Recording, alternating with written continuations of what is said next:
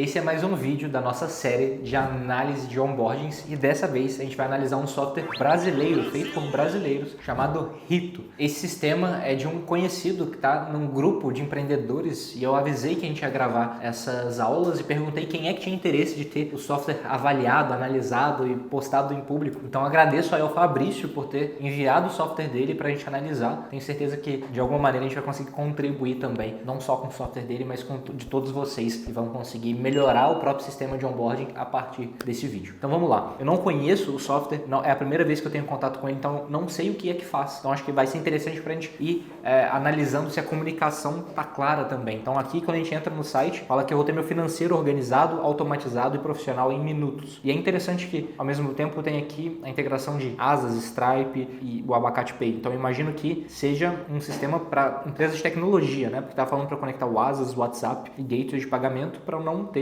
problemas de cobranças manuais e tudo mais. Achei interessante estar o WhatsApp aqui, não fica claro para mim o porquê que tem integração com o WhatsApp, mas pode ser algum sistema de cobrança e tudo mais, né? Vamos lá, teste por 7 dias, gostei do tempo, né? 7 dias é um bom período, dá para a pessoa testar. Para sistemas financeiros, talvez veria ele 14 dias, mas eu gosto mais de trials curtos. 7 é melhor, que aí garante que a pessoa vai realmente testar. Aqui, está falando para eu criar minha conta, pede só e-mail, bacana. De novo, falta aqui prova social, por que eu deveria finalizar o cadastro, o que é que eu vou esperar aqui dentro. Eu sei que eu já estava na landing page antes, mas é bom ter algum incentivo para eu continuar. Vamos supor que eu estava no site, cliquei em cadastrar, alguém me chamou para tomar um café, quando eu volto eu entro aqui. Rito, o que é esse produto? Eu não lembro, eu preciso ter um contexto aqui do que estava acontecendo para que eu lembre o porquê que eu estava aqui nessa conta. Então eu posso botar aqui, ó, rito@reportei.com para criar um e-mail. E aqui um detalhe, eu não colocaria esse check de li e aceito termos e condições por padrão. Eu deixaria cadastrando você aceita os termos e condições e políticas de privacidade. Assim é uma etapa menos que o usuário precisa clicar aqui, que a pessoa pode não ver, pode deixar para depois, aí você já cai num erro. Continuar, próximo passo, nome, sobrenome, senha e WhatsApp. Eu colocaria aqui nome completo talvez, e aí você depois faz o split no código e separa nome e sobrenome, mas vamos lá, Rodrigo Nunes, vou criar a senha aqui com o meu gerenciador de senha, depois eu vou trocar, então você viu, mas não tá valendo. O miserável é um gênio!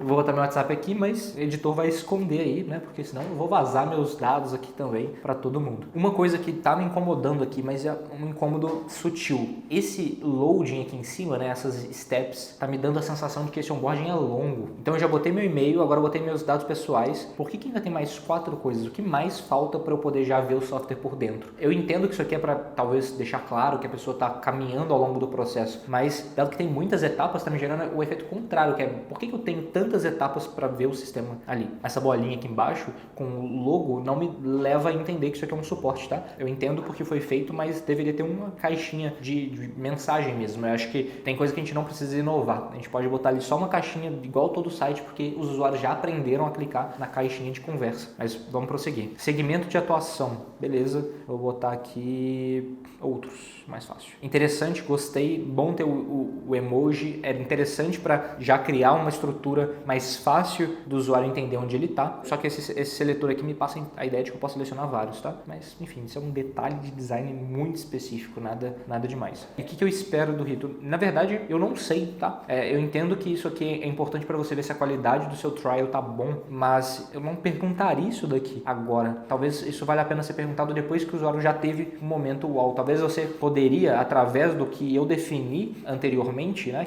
Qual que é minha área de atuação, já entender o que gera mais valor para aquela área de atuação. Que aí você não precisa perguntar para mim o que eu espero, porque o que eu espero não importa, o que importa é o que você vai conseguir mostrar de valor para aquele usuário. Então vou colocar aqui relatórios financeiros para puxar um saco do Reportei, continuar, quais são os meus maiores desafios hoje. Também eu não perguntaria, tá? Porque a não ser que você esteja qualificando, porque você tem um volume de trial muito grande e você vai conseguir levar essa galera mais qualificada para um vendedor, então você não quer gastar tanto com SDR, você já quer deixar isso direto para um closer, que vai pegar esse cara na mão e fazer uma demo, eu não gastaria tantas etapas de sign-up aqui. Eu tentaria enxugar o máximo para o cara ver valor rápido. Mas lembrando, eu tô dando esse feedback sem saber o que eu vou encontrar daqui a pouco, tá? Pode ser que eu chegue ali no final e descubra que isso tudo faz sentido por alguma questão de personalização do software ou o que de fato o software faz. Mas, vamos lá, vou botar aqui, reduzir inadimplência, sempre bom e ganhar tempo. Um ponto importante, percebe que o seletor aqui, ele é exatamente igual ao primeiro em que eu marquei outro e aqui eu posso selecionar mais de um. Dica importante importante de design. Quando você ensina seu usuário a ter um tipo de comportamento, você não pode usar aquela mesma estrutura de design para outro tipo de comportamento. Então esse seletor aqui que pode selecionar mais coisas deveria ser diferente de um seletor que pode selecionar apenas uma coisa, que aí você já vai educando o seu usuário a como ele vai lidar no seu software para frente, tá? Então aqui vamos continuar, chegamos na última etapa, finalmente, aqui estamos para quantos clientes você atende por mês. Tem um leve typo aqui, normal, acontece, todos os softwares, reportei, na primeira vez que eu gravei estava escrito bem-vindo sem hífen também, então faz parte, se bobear tá até hoje, tem que conferir, vai que alguém editou errado lá, então vou colocar aqui a quantidade de clientes e criar a conta. Uma coisa importante, espero que no back-end você já estivesse salvando tudo que eu estava fazendo, inclusive meu e-mail, caso eu saísse dessa etapa aqui para que você pudesse me recuperar, né? Bacana, tá explicando aqui o que eu posso fazer para abrir meu e-mail. Uma dica assim importantíssima que eu colocaria aqui era, deixa um botão para abrir e-mail aqui. Você já sabe que meu e-mail provavelmente é do Gmail, do Yahoo, sei lá, enfim. Deixa alguns botões, tipo, abrir Gmail, abrir não sei o que só vai abrir a URL básica do e-mail para que facilite esse processo. Mas, como eu já falei, inclusive acho que no vídeo do Lovable, eu não gosto de verificação de e-mail. Eu acho que é mais fácil você fazer uma validação básica se aquele e-mail existe enquanto o cara está cadastrando e não mandar e-mail para validação. Ou você joga o cara para dentro do onboarding e depois cobra ele de validar. Você pode inclusive travar o uso depois se ele não validar aquele e-mail e dar a chance dele fazer isso depois. Por que eu não gosto de fazer isso? Porque eu acho que você cria um atrito e esse atrito precisa ser justificado por algum motivo. Ah, mas e se o usuário escrever Gmail? Ah, mas se o usuário escrever e-mail errado? Beleza, ele vai entrar no suporte e falar que não está conseguindo logar e você vai dar um jeito de achar ele. Ah, mas vai aumentar o ticket de suporte. Mas quantas pessoas vão escrever errado e vão ter um problema e vão chegar no suporte comparado a quantas pessoas podem desistir simplesmente porque elas falam, putz, não quero verificar o e-mail agora. Ou porque ela vai abrir a caixa de e-mail, vai descobrir que tem uma coisa urgente lá e ela não vai continuar no fluxo do seu onboarding. Você tem sempre que pensar que todo atrito tem drop-off, ou seja, tem pessoas que vão desistir de continuar. Então você precisa diminuir o número de atritos. O melhor onboarding seria zero onboarding, mas a gente precisa ter alguma coisa. Então aqui eu não gosto, mas como eu falei, eu ainda não sei o que eu vou esperar desse software. Pode ser que, assim como o Lovable, tenha algum custo inerente aqui ou algo sensível que precisa garantir que o e-mail esteja certo. Vou confirmar meu e-mail aqui e já voltamos. Confirmei meu e-mail e aí agora eu chego no processo de criar a empresa. Eu não sei se isso aqui é uma questão regulamentar, em que eu preciso colocar aqui realmente CNPJ, nome fantasia, razão social, mas eu acabei de sair de um onboarding longo e acabei de me deparar com mais um onboarding em 3 etapas. Eu não gostaria de fazer isso ainda antes de ter o momento uau da ferramenta. Então vamos fazer aqui e prosseguir. Eu vou botar dados aleatórios, tá? Vamos ver se isso vai funcionar. Usei um gerador de CNPJs aqui, ele me jogou pro Marechal Vidros. Vamos deixar criando aí o software pro Marechal Vidros. Fabrício, depois delete isso do banco de dados. Rapaz, você para de brincadeira, rapaz. Essas coisas tá me deixando nervoso. Então vamos lá, próximo. E agora na pedindo inscrição estadual, data de abertura do CNPJ. Vou botar só que o e-mail que eu já tinha, né? Que eu já tinha criado, rito@reportei.com, para não mandar e-mail para ninguém. E vou botar meu WhatsApp aqui de novo. Aí um ponto aqui no onboarding, não sei se o celular está aqui, os inputs de telefone não estão aceitando 9 dígitos. E isso já é uma mudança bem antiga no sistema de telefonia, então é importante que isso seja possível de fazer aqui. Outro ponto, o meu e-mail poderia já vir preenchido com o e-mail que eu cadastrei, não necessariamente com o e-mail do CNPJ. E aqui embaixo o site também poderia ter pego o arroba para frente do que eu escrevi e também ter preenchido se o meu e-mail foi um e-mail empresarial. Como o meu e-mail não é empresarial, vir o Gmail aqui não faz sentido. Você poderia validar se é Gmail ou não e deixar vazio. Então vou botar aqui reportei.com e prosseguir. E por fim, tá aqui o endereço. Beleza, vou deixar esse pré-preenchido que já veio com CNPJ, mandou bem, já vem preenchido com CNPJ e a gente vai criar a empresa. E agora cair direto na parte para escolher um plano. E eu não tive meu momento uau ainda. Eu gostaria de ter mexido em mais coisas antes de ter um momento uau. Eu posso botar aqui, começar o teste por R$60, falando que é $10 aqui, beleza. Tem meu Pro mensal aqui, o Pro anual, mas eu não testei a ferramenta ainda. Não tem um botão de agendar demo, caso eu queira aqui. Eu deixaria um botão de agendar demo porque eu não testei a ferramenta. E eu posso clicar aqui em começar teste. Vamos ver o que vai acontecer. É um teste pago, né? E me jogou direto para o checkout, sem muita clareza do que está acontecendo. Vou encerrar por aqui esse processo. Eu vou voltar aqui para a landing page do software para tentar entender o que o sistema faz. Então ele está me falando que eu consigo liberar uma demonstração aqui. Vamos tentar. Massa. Isso aqui liberou uma demonstração, parece que é um sisteminha de demo aqui, está mostrando a ferramenta por dentro.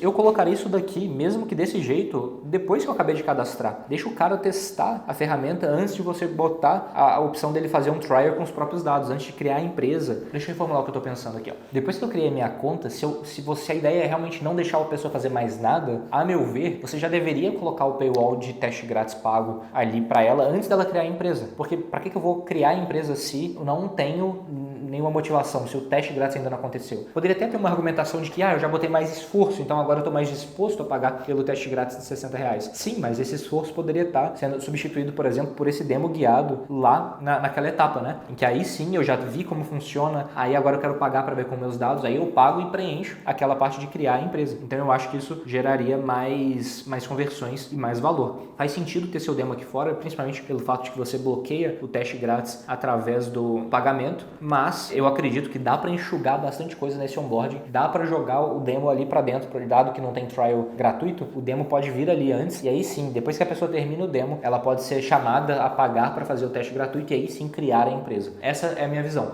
Diminuir tamanho de etapas, colocar o demo dentro desse funil, como por exemplo, eu não vi o demo, eu poderia ter caído aqui de um anúncio nessa landing page, clicado em teste grátis, porque é o que eu preciso e eu não vi o demo antes. Aumentar ao longo das etapas do onboard o contexto e provas sociais de por que a pessoa deveria prosseguir, quais incentivos ela vai ter se ela prosseguir. Acho que é massa também ter cases, né? O que você vai me ajudar? Se eu vou gerar um relatório de financeiro mais rápido, eu nunca mais vou ter que cobrar um cliente, vou despersonalizar a cobrança do meu cliente e ele não vai mais ficar bravo comigo quando eu cobrar ele. Enfim, acho que vale ter umas pitadas de qual valor o software vai gerar ao longo do processo de onboarding, dado que ele é um pouco maior. Enfim, essa é a visão geral. Espero que tenha contribuído aí com o Fabrício, da Rito, e tenho certeza que se aplicar as coisas que eu falei aqui, você vai ter mais conversão. Você pode inclusive medir aí, a gente debate. Se não tiver mais conversão, a gente para conversar mais tempo para a gente conseguir subir as conversões do seu trial. E claro, aproveitem esses vídeos. A gente já tem vídeo aqui também sobre o Lovable, tem o que eu gravei sobre o Reportei, para que você aprenda com os nossos erros, com os erros de quem já está trabalhando,